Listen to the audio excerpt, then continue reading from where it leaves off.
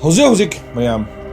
cookie jo sing na thinari balana si three nation madudi Myanmar, Bangladesh and India. India ga hojik haibadi Manipur manungda hojik kanna khoina hojik tha kunga mathoi chupna kun mathoi lansel aba hojik lan kanna thinari. Then president rule chalai gre Manipur da president rule chalai gre matungda mayam notice su biram langani. Notice sida kari haidi 7 days manungda looted guns in looted Yelhaomising, then illegal oiba Yelhaomising, kujukulai surrender tobiu. Nearest police station amasung outpost police station, then forces singi camp singda. Notice asi date February 2025 thorokiba notice. Nam sida so haide. Notice asi thokraba matungda 21st February 2025 ayu anganbada taksingi arambai tengogi camp da anganbada police force police amasung central force sinaraga arambai tengoloi sing khar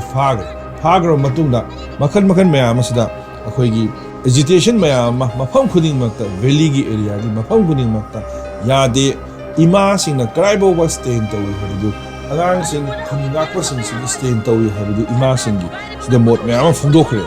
mayam serial su yengbi diba khai punamak like subscribe amasung comment any comment leragadi comment box la comment isinbirau ana onoba topic ai pudna laksage makha tarakpada khoina mu yengse is it borders is hil dawraga phajana layo 7 days manungda kulai sing si sino hai report si kulai sing sinadragadi action ji lokhot ki haibane ko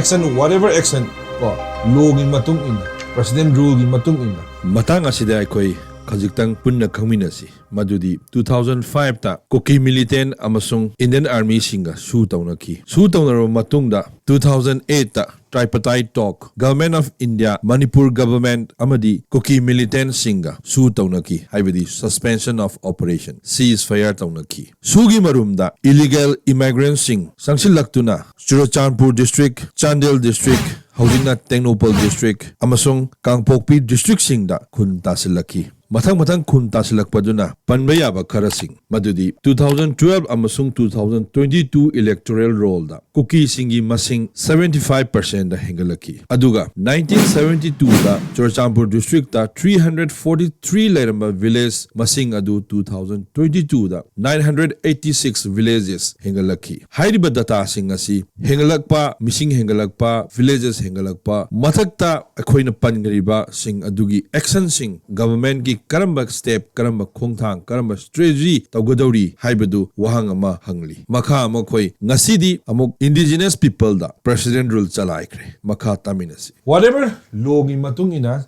action lokhot ke haibane akhoi mu yengse arambai tengoloi singda khoi leiriba praja sing naha sing sinau sing si akhoi gi generation next generation gi pillar sing next Manipur gi future gi pillar sing Makhogi generation sida sumna thingnagiba sumna lanse athubada losindaba taragadi makhogi future si kari oihougani aso khanjeba leaders sing asi is it they are incompetent oibra selfish oibra clever oibra is it they are timid oibra karigi makhoina hojik pawa solution asi poroktribano haibado ado future gi khalaga magi chakri gi khanmana taba magi power gi khanmana taba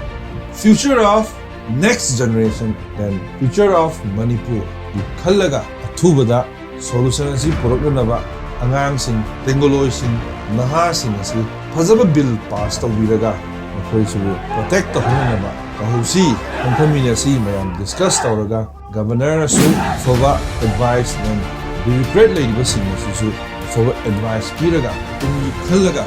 athubada solution asi Iran asi government parliament natansu adum praja singi wai then hojik resign takhuraga hojik president rule chalaiba matunda suspended animation hojik lady basi sigi matam nasu warisi praja singi adum wai aduna athubada solution porokna naba mayam function naraga then DC office ta family DC obiriba intellectual sing bureaucrats sing fazaba ideas mayama puthuoga nova future of Manipur future of the pillar of Manipur hairiba step du lokhatlaga khoi thubada tangdulaitana leibangam ba khoi osinu hani matani hajaga ꯂꯣꯏꯁꯤꯟꯖꯔꯦ ꯉꯁꯤꯒꯤꯗꯤ ꯃꯇꯥꯡ ꯈꯤꯇ ꯂꯣꯏꯁꯤꯟꯖꯔꯦ ꯀꯥꯏꯅꯔꯁꯤ ꯃꯌꯥꯝ ꯀꯃꯦꯟ ꯂꯩꯔꯒꯗꯤ ꯀꯃꯦꯟ ꯕꯣꯛꯁꯇ ꯏꯁꯤꯟꯕꯤꯔꯛꯎ ꯃꯌꯥꯝꯕꯨ ꯈꯨꯔꯨꯝꯖꯔꯤ ꯑꯅꯧꯕ topic ꯑꯃ ꯃꯊꯪ ꯑꯃꯨꯛ ꯄꯨꯗꯨꯅ ꯂꯥꯛꯆꯒꯦ ꯃꯌꯥꯝ ꯁꯕꯁꯀ꯭ꯔꯥꯏꯕ ꯇꯧꯗꯕꯁꯤꯡ ꯁꯕꯁꯀ꯭ꯔꯥꯏꯕ ꯇꯧꯁꯤꯟꯕꯤꯔꯝꯃꯨ ꯉꯁꯤꯒꯤꯗꯤ ꯀꯥꯏꯅꯔꯁꯤ ꯏꯃꯥ ꯂꯩꯕꯥꯛꯅ ꯌꯥꯏꯐꯔꯦ ꯌꯥꯏꯐꯔꯦ ꯌꯥꯏꯐꯔꯦ